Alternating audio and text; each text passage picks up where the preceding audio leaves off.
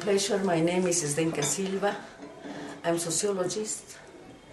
I work from 1983 about coca. I work all the 80s. I work with the Indians that have coca fields. 90s I work in institutions like CEDIP about the war against drugs and the problematic cocaine.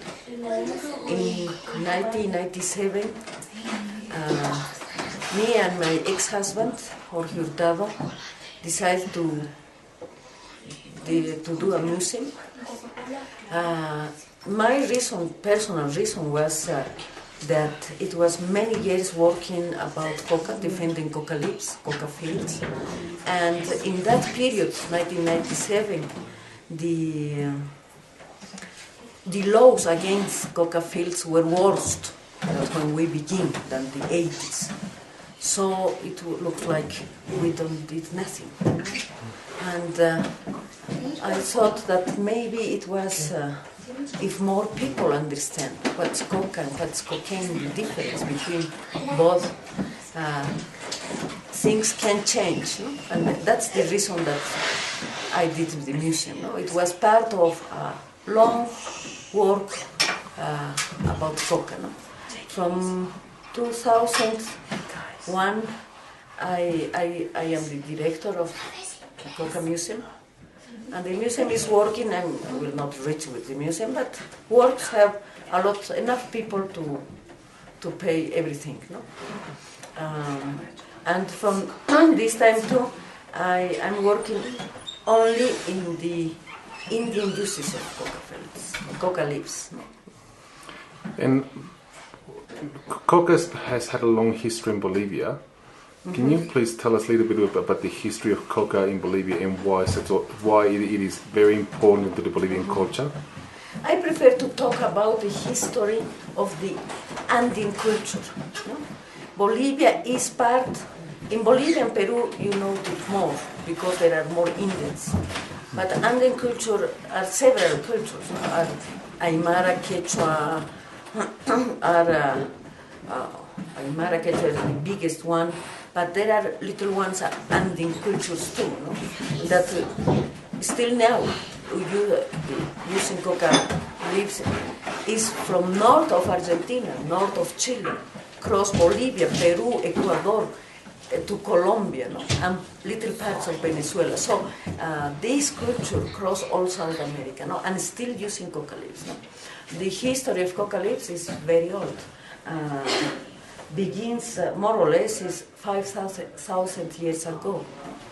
And there are several archaeological proofs that shows that in all South America use coca leaves. For example, la cultura cocle culture that is in Panama has ruins that shows the uses of coca leaves. Colombia has many. With Totos, Machachila. In Ecuador, Valdivia is one of the oldest ones.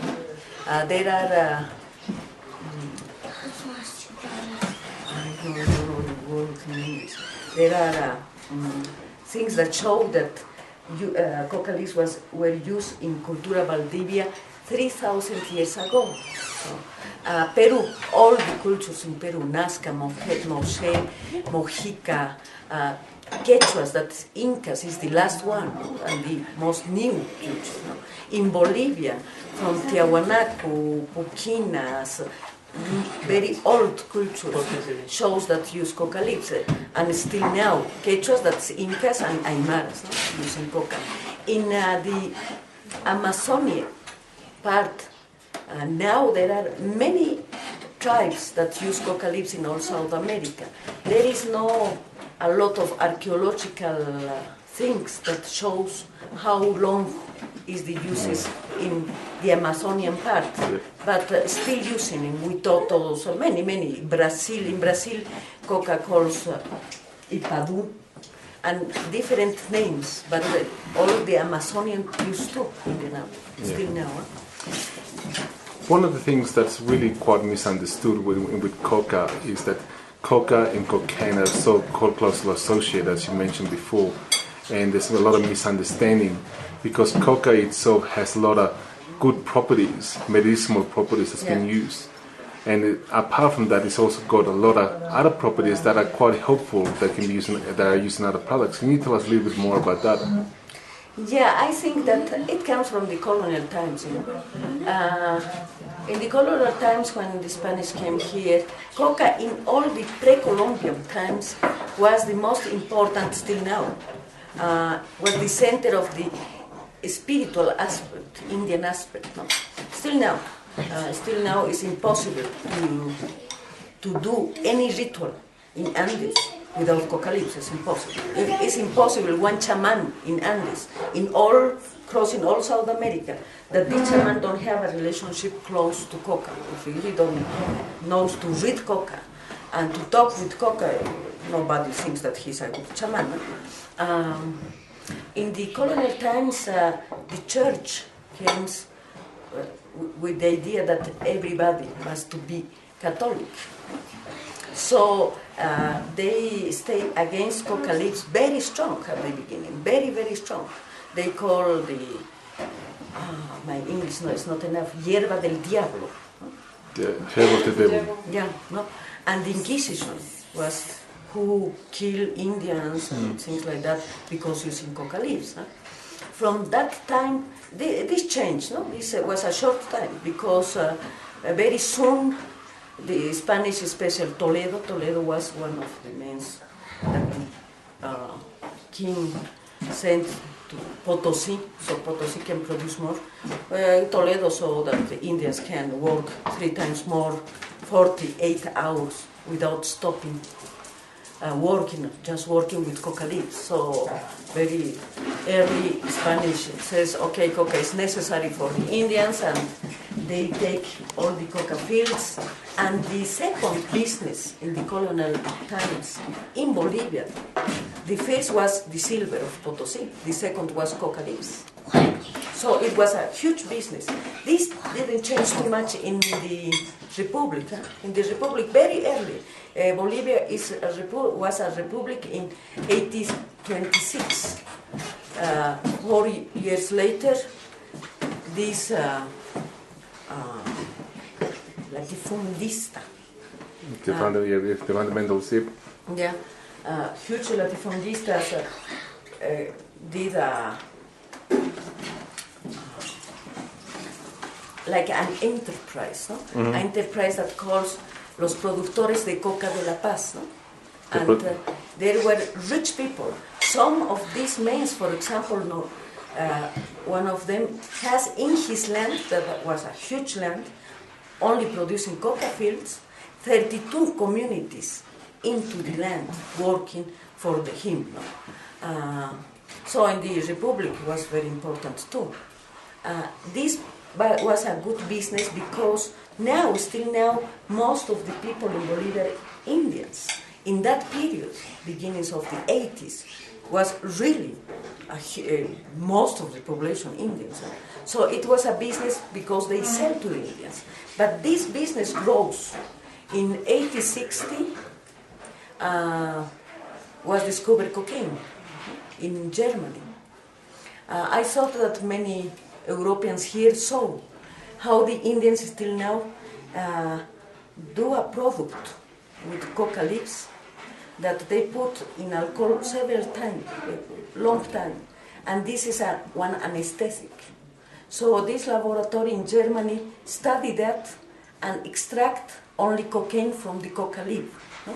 And so the first anesthetic, I don't know, anestésico está bien dicho? Anesthetic was cocaine. And cocaine really changed the medicine. Before cocaine, operation was terrible. Terrible. The first step that they do is the patient had to be drunk. The second step was to give a punch and knock them out. Yeah, and after that the patient is still feeling pain. So cocaine was famous, incredibly famous, the end of the 800 and the beginnings of 90. No? And not only cocaine, coca leaves too. No? And it was a huge business. No? In the museum you can see some pictures like this one. For example, this picture is very important. It's more or less 1912. No? And it's not for medicine that they are selling cocaine here. No? It's a modern woman, we are talking beginnings of the 90s, and says cocaine. So this Park Davis used this picture. No? And what's the cocaine in the cigarettes? I don't know. It's more the attitudes, because cocaine, you don't smoke cocaine. You smoke crack or paste, but not cocaine. Right, so where is it in there? I don't know, but women in that period, it was very brave that women smoke in that period. No? Sure. She's very modern, no? It don't look so old. No? And it's very important because it's like to be modern, use cocaine more or less. No? It's more or less the message of this. And everything so the business of coca in Bolivia grows and grows. More with Coca-Cola. Coca-Cola, in Europe, coca leaves and cocaine were famous. No? And there was a wine, Mariani wine, that was very famous this period. And in the United States, you can't produce wine because alcohol was not legal.